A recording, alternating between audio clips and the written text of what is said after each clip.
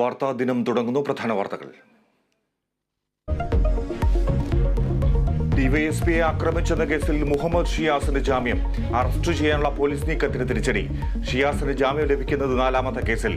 നാളെ കോതമംഗലം പോലീസ് സ്റ്റേഷനിൽ ഹാജരാകണം. വന്യജീവി ആക്രമണം തടയാൻ സമഗ്ര നടപടികളുമായി സംസ്ഥാനം. പ്രത്യേക ദുരന്തമായി പ്രഖ്യാപിച്ചു. മുഖ്യമന്ത്രി അധ്യക്ഷനായി സംസ്ഥാനതല സമിതി.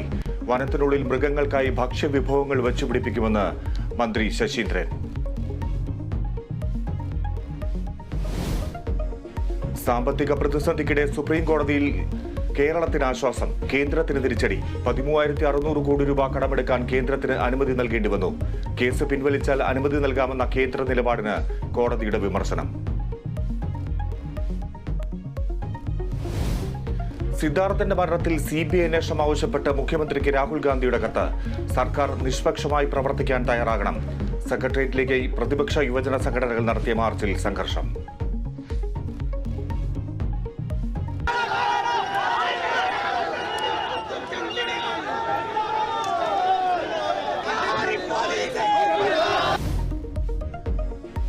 ദിലീപ് ചിത്രം തങ്കമണി നാളെ തിയേറ്ററുകളിൽ. റിലീസ് തടയണമെന്ന ഹർജിയിൽ ഇടപെടാതെ ഹൈക്കോടതി. കേസ് നാളെ പരിഗണിക്കും.